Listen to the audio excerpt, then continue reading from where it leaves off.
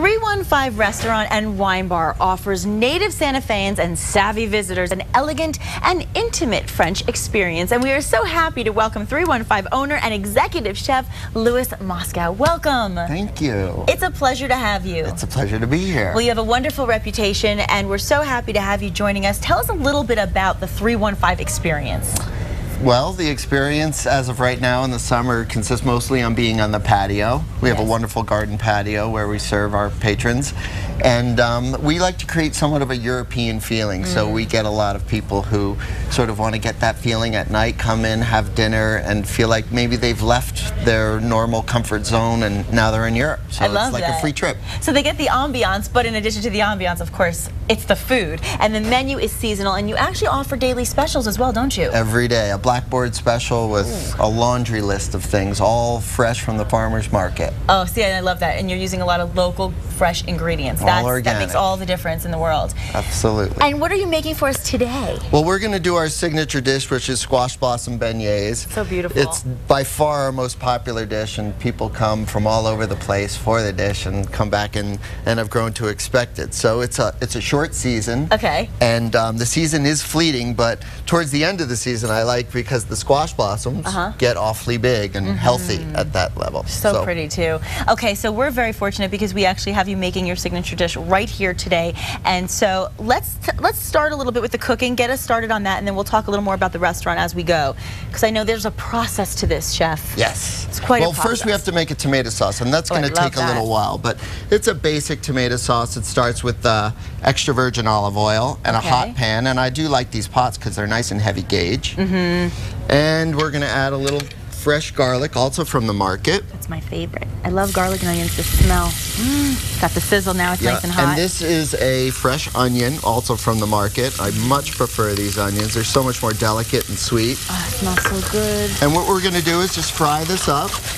And what I'm looking for is a translucency in the onions. Okay. So the way I can tell that they're done is when I take one of them and I squeeze it. Yes. It just squishes in my hand. It doesn't shoot across the room. Oh, and so that's how you test. That's how I can tell. Also, another thing that will aid in the cooking of this is just a pinch of salt, which tends to bring out the moisture. Oh, I love getting the chef tips. I love that. I'll give you all the tips today. I'll hold nothing back. Great. So as we fry that, I'm also going to add some tomato paste. Okay. So just a little bit of tomato paste is going to add a little bit more depth and concentration to the sauce. Does it get it thicker also? It does thicken it a little bit, but more importantly, it's the flavor concentration that we're looking for. Okay. And but tomato paste has a funny flavor if you don't cook it outright. Okay. So that's why I like to fry it really, really well. So we're just going to add. That's a good idea. Yeah, fry it in the beginning. Okay. I like that. All right. So we've got that going, and we're going to move on to our next sauce. Okay. While this fries. So while that fries, we go to step 2. Step 2. Okay. Why is it stopping? There we go. Okay. So we're going to move into the Goat Cheese Fondue, which is another sauce, and you'll sort of start to see that this is French food, and French food consists mostly of a foundation of French sauces. Yes. And the foundation always begins with a little butter, doesn't it? A little bit of butter for this one. We can watch our calories in other places. We have 2 sauces on this one. So I'm going to add, once again, some fresh garlic and shallots from the farmer's market. Love shallots. And sweat those out really, really good. Because as they sweat, they soften. It softens the flavor, takes out that spicy bite that we don't want. Okay. All right, so... It smells so incredible in here, Louis. Oh my gosh. And I want to also mention, Italian. Of course I am. How did you know? I wanted to mention that you actually offer an extensive and impressive wine list as well, and you actually open a full bar. So tell us about that. Well, the full bar was just I had the liquor license and I wanted to use it, and it sort of creates like a younger, more lively atmosphere. Yes. But my heart is in the wine list. Okay. I love the wine. I love European wines in particular, French wines, Burgundy, Bordeaux, and the Rhone, and we do wine dinners just about every month. Nice. So I can buy wine and sell it through that way, and everybody really gets to enjoy it and taste a broad range of different wines. And you can recommend what goes best with what? Well, that's what we do. We write a menu that goes with it, and it's really fun to pair the food and wine, and that's really what I love to do. How fun. Oh, I can't wait to come in. Now, meanwhile, if we're home and we're cooking along with you, where do we go next? Okay, well, I want to add the wine now, and the wine, which I'm using white in this particular instance. Okay. Wine is basically a balance of fruit and acid. That's what we're looking for to heighten the tomato sauce. Okay. So the fruit and acid and the alcohol. So the alcohol has this bitter component. We want to cook that out. So you figure wine is about 14% wine or alcohol, and we want to cook that out. Okay. So that's basically the first 14% that's going to evaporate because that has that volatility of the alcohol. We're also going to add a bay leaf at this time and cook that down. Flavor. We've got our garlic and shallots fried just right here. Okay, looks great. And we're going to add a little bit of cream to that. And you're just using this regular? Is heavy cream. Heavy cream, okay.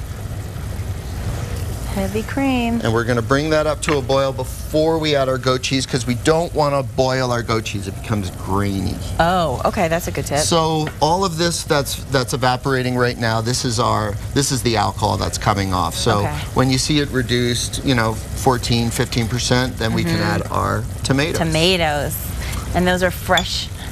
Fresh chopped blanched tomatoes. They're peeled and seeded. Peeled and seeded. Even better. Okay, so I like to season as I go along. It always just looks fancier when you do it. When I try to do that at home, it just doesn't have the same effect. Next component to our dish is the batter.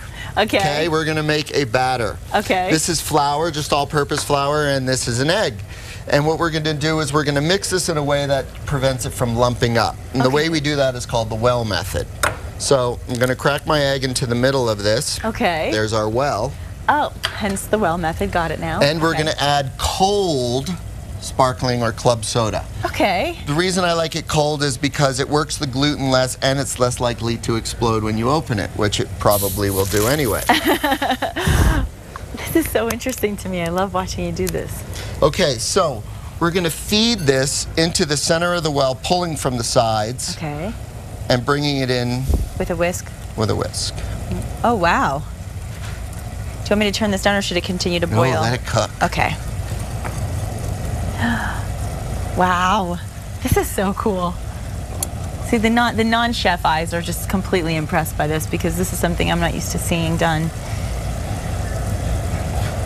So this is what actually lends the leavening agent, which lightens up the batter. Okay. So we're going to let that settle out a little bit, and now we are ready to add our tomatoes. Fabulous. And while you do that, I also want to mention that the Santa Fe Wine and Chili Fiesta begins September 21st. Many restaurants host wine dinners, including 315. So what wineries are you showcasing this year? Well, I happen to have a lot of friends in the business. So I have one friend who specializes in Pinot Noir in Carneros, which is in the southern part of Sonoma. Yes. And we're going to do a wine dinner with him, Axel Shug of Shug Wine, Shug Family Winery.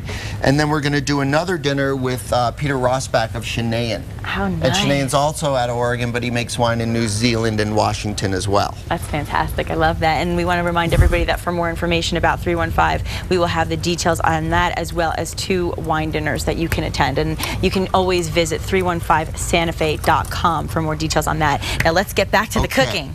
So we've got this cream up to a boil. I'm going to add my goat cheese to it, and I'm going to pull it off the heat because I don't want this to boil.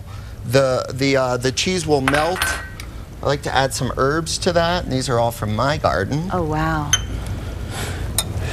And let's see where we have our fryer oil. Woo. It looks hot enough. And this is our batter? That's our batter, and we've got our tomato sauce simmering. That looks amazing. Now I'm going to add some basil to it, but only in a little while because the basil is a delicate herb and I don't want to cook out all of its subtle, wonderful complexities. Okay. So I'm also going to, and our batter is done, and this is a nice consistency. It's a little bit thinner than like a pancake batter. Okay. But it would coat the back of a spoon.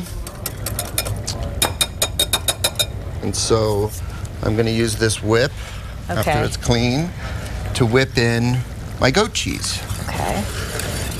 And if you have some helpers in the kitchen, I guess they can kind of help you along with the sauces while somebody else is kind of mixing up the batter and kind of make it like a family project, right? Help is nice. Help is good. I love to interact. We like that. And we don't have a lot more time, so what would we do next? Melt out. All right, we're going to have to fry. Yes, let's do it. All right, so we want to secure a landing pad for our blossoms. Okay. These are the male zucchini blossom because they have a handle on it, a very convenient handle. You got to get a handle on a man. How do you get a handle on a man? I still haven't figured that one out. I'm sure there's a book on it. There's got to be somewhere. All right, so we're looking for the operative word here would be golden brown. Wow, this is a beautiful dish, and it's so unique, and I guess that's why it's become really your specialty. Love it. It's a short season, it really is. It starts in like July and it's over by just about the middle of September. Yeah, you really need to take advantage. But boy, do we sell a lot of them. Oh my gosh, this looks so beautiful. All right, we'll put those in there. And what you're going to do is, while you continue to stir that up, what we're going to do is we're going to go to a break. We're going to remind everybody they can get today's recipe on casa.com. And when we come back, we're finishing up and we're tasting. Terrific. In the kitchen with 315 executive chef and owner Louis Moskow, and we are so excited about this dish. Tell us one more time what we are looking at. So it's squash blossom beignets, local squash blossoms, with a goat and tomato fondue. Oh, so beautiful. You did a fabulous job, and of course we finished up the sauces while we were waiting, finished battering it up, frying it up, and then you allowed the grease to dissipate a little bit. Dissipate in the pan, seasoned with salt and pepper. Fantastic. Well, I'm about to taste it, but before I do so, I want to thank everyone for joining us today, and for more information on today's show, please log on to our website at casa.com. Have a wonderful day, everybody. I'm going for it. Here, let me help you. Help me, help me.